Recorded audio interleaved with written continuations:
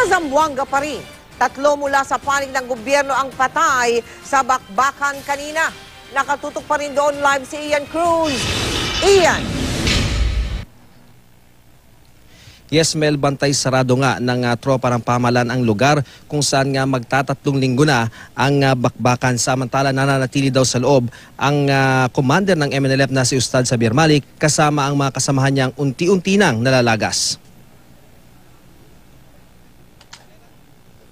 Ika-17 araw na ng pagbabantay ng militar dito sa Barangay Santa Catalina at Santa Barbara, at sa huling ulat, nandito pa rin sa lugar ang leader nilang si Ustad Sabir Malik at mga armadong kasama nito. Sa magtatatlong linggong krisis dito, 18 pulis at sundalo na ang nagbuwis ng buhay. Kanina lang, isang Army officer na naka-assign sa Light Reaction Company na si First Lieutenant Francis Damian at 2 miyembro ng PNP Special Action Force ang nasawi. Natamaan sa ulo kahapon si Damian sa bahagi ng Santa Barbara, pero kanina umaga binawian ng buhay sa ospital ang 28 anyos na miyembro ng Philippine Military Class 2007. Siya na ay 3 opisyal ng AFP na nasawi sa Zamboanga crisis.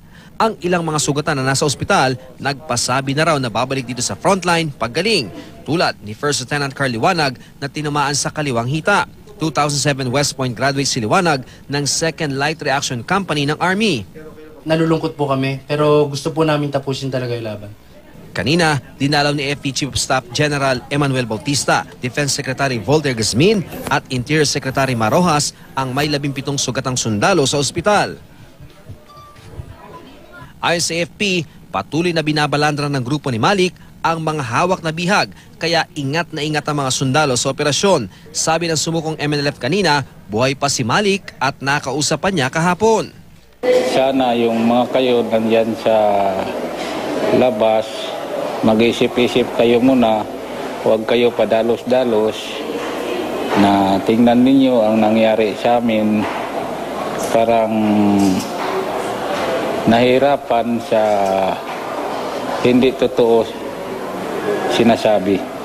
Ang 4 na bihag na nakalaya kanina, kinuwento kay Zamboanga City Councilor BG Gingona na malapit nang mawala ng bala ang grupo ni Malik. From the AFP, according to them, around nasa 20 to 25 hostages remaining. But there was a hostage who was released earlier this morning. According to her, sabi niya 5 na lang raw. Mel, ayon nga sa pamahalaan ay kokonti na lamang daw yung hawak na bihag ng grupo ni Malik, at ang sinasabi nga ni Secretary Gazmin, handful na nga lamang daw yung bilang na yan, kaya naman labis ang kanilang pag-iingat upang mailigtas sila ng buhay. Balik sa iyo, Mel. Maraming salamat sa iyo, Ian Cruz.